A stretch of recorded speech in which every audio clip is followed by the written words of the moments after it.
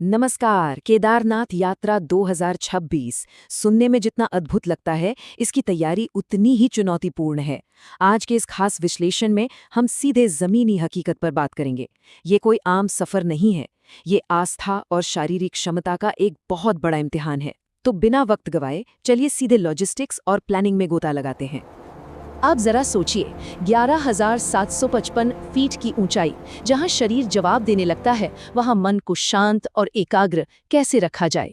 यही इस पूरे विश्लेषण का सबसे बड़ा सवाल है। हिमालय के इतने कठोर वातावरण में खुद को बचाए रखना और साथ ही अपनी आध्यात्मिक यात्रा पर फोकस करना, इन दोनों के बीच एक सही संतुलन आखिर कैसे बनाया जाए? तो आज हम जिन मुख्य चीजों पर बात करेंगे वो हैं वहां के माहौल में ढलना, हेल्थ और पैकिंग की सही रणनीति, बेस कैंप तक पहुंचना, ट्रांसपोर्टेशन, ट्रैकिंग और सबसे जरूरी रात में ठहरने के विकल्प। चलिए शुरुआत करते हैं अपने पहले पड़ाव से, केदारनाथ में शांति की खोज और वहां की असल चुनौतियां। 11,755 फीट, ये सिर्फ एक नंबर नहीं है। इतनी ऊंचाई का सीधा सा मतलब है हाड़ कंपा देने वाली ठंड, हवा में ऑक्सीजन की भारी कमी और एक ऐसा मौसम जो पल पल बदलता है। इतनी ऊंचाई पर शरीर को नॉर्मल काम करने के लिए भी एक्स्ट्रा एनर्जी लगानी पड़ती है। और सच मानिए, असली परीक्षा यहीं से शुरू होती है। और हाँ, अगर नेटवर्क की बात करें तो इतनी ऊंचाई पर डिजिटल दुनिया से संपर्क लगभग टूट ही जाता है। हालांकि इमरजेंसी के लिए मंदिर के आसपास आपको 30 मिनट का मुफ्त वाईफाई और कुछ लिमिटेड 5G हॉटस्पॉट्स मिल जाएंगे, लेकिन नेटवर्क कभी भी गायब हो सकता है। असल में इसे एक मौके की तरह देखना चाहिए, फोन से डिस्कनेक्ट होकर सच्चे मायनों में उस शांति को महसूस करने का। अब आते हैं दूसरे और शायद सबसे अहम हिस्से पर, स्वास्थ्य, दवाएं और पहाड़ों के लिए आपकी पैकिंग। एम्स ऋषिकेश की ये जो आधिकारिक मेडिकल एडवाइजरी आप देख रहे हैं, ये साफ तौर पर चेतावनी देती है कि ऊपर चढ़ने की जल्दबाजी बिल्कुल नहीं करनी है। एक्यूट माउंटेन सिकनेस यानी ऊंचाई से होने वाली बीमारी के लक्षणों को लगातार मॉनिटर करना बहुत जरूरी है। ज्यादा थकान या सांस फूलने को कभी भी इग्नोर नहीं किया जा सकता। तो 2026 की यात्रा के लिए आपके पास एक परफेक्ट मेडिकल किट होनी ही चाहिए। थकावट और कम ऑक्सीजन से निपटने के लिए पोर्टेबल ऑक्सीजन कैन और ORS साथ रखना बिल्कुल मत भूलिएगा। इसके अलावा ऊंचाई वाली बीमारी से बचने के लिए डॉक्टर से पूछकर डायमॉक्स, पेन रिलीफ स्प्रे और अपनी रेगुलर दवाओं का कुछ एक्स्ट्रा स्टॉक रखना बिल्कुल अनिवार्य है। ये चीजें सच में लाइफ सेवर साबित होती हैं। पैकिंग की बात हो तो कपड़ों की लेयरिंग किसी साइंस से कम नहीं है। ये 3 लेयर क्लोथिंग सिस्टम इसका सबसे बेहतरीन तरीका है। सबसे पहले बेस लेयर जो पसीना सोखती है, उसके ऊपर मिडिल लेयर यानी फ्लीस जो शरीर की गर्मी को बाहर नहीं जाने देती, और सबसे ऊपर एक भारी आउटर जैकेट जो आपको -10 डिग्री वाली बर्फीली हवाओं से बचाएगी। चढ़ाई करते वक्त पसीना भी आता है और रात में खून जमा देने वाली ठंड भी होती है। ये सिस्टम दोनों में काम आता है। और बारिश से बचने की तैयारी, पहाड़ों पर तेज हवाओं के आगे छाते बिल्कुल काम नहीं आते, तुरंत पलट जाते हैं।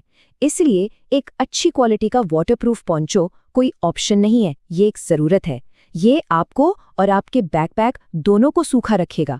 चलिए अब बात करते हैं तीसरे पड़ाव की, सोनप्रयाग से होते हुए असल बेस कैंप तक पहुंचना। यात्रा की शुरुआत ज्यादातर हरिद्वार या ऋषिकेश जैसे प्रमुख हब से होती है। वहां से बस या टैक्सी लेकर 8 से 9 घंटे में सोनप्रयाग पहुंचा जाता है। फिर सोनप्रयाग से 5 किलोमीटर आगे गौरीकुंड जाना होता है, जो हमारा ऑफिशियल बेस कैंप है। और हाँ, ये 5 किलोमीटर का रास्ता सिर्फ लोकल शेयरिंग जीप से ही तय किया जा सकता है। यहाँ एक बहुत ही जरूरी बात नोट कर लीजिए, अनिवार्य बायोमेट्रिक पंजीकरण। अगर आपके पास QR कोड वाला ई-पास नहीं है तो सोनप्रयाग बैरियर के आगे एंट्री नहीं मिलेगी। मेरी सलाह यही रहेगी कि अपनी रजिस्ट्रेशन स्लिप का प्रिंटआउट हमेशा साथ रखें, क्योंकि पहाड़ों में फ़ोन की बैटरी का कोई भरोसा नहीं होता और आखिर में ये कागज़ ही काम आता है। अब आते हैं चौथे भाग पर, ऊपर तक की चढ़ाई, परिवहन के विकल्प और उनमें होने वाले खर्च।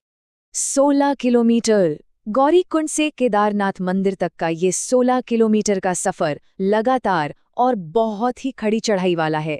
ये रास्ता शारीरिक सहनशक्ति का सबसे बड़ा टेस्ट लेता है।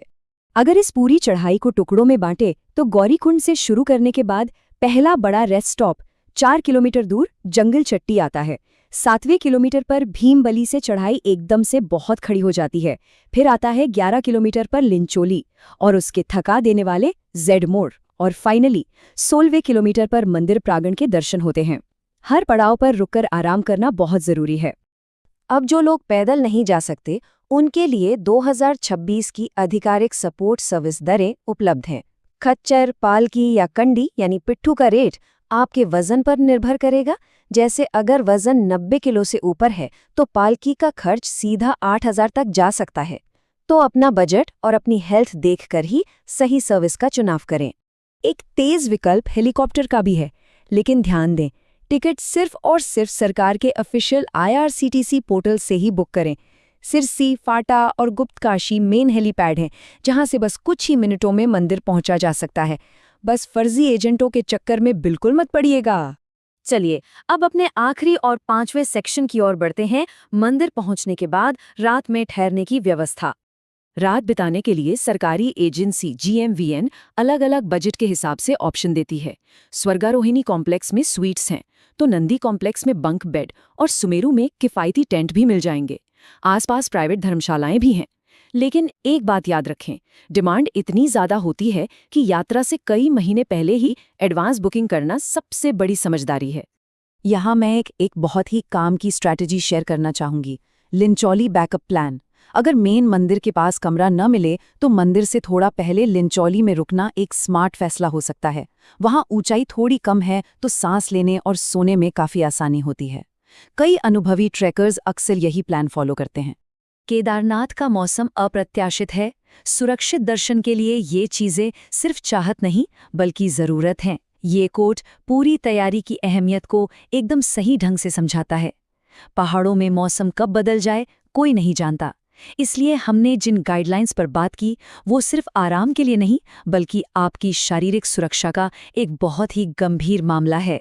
तो इस पूरे विश्लेषण के अंत में ये सवाल सोचने पर मजबूर करता है, क्या सही तैयारी ही वो पुल है जो इस थकान को एक अद्भुत आध्यात्मिक शांति में बदल सकती है?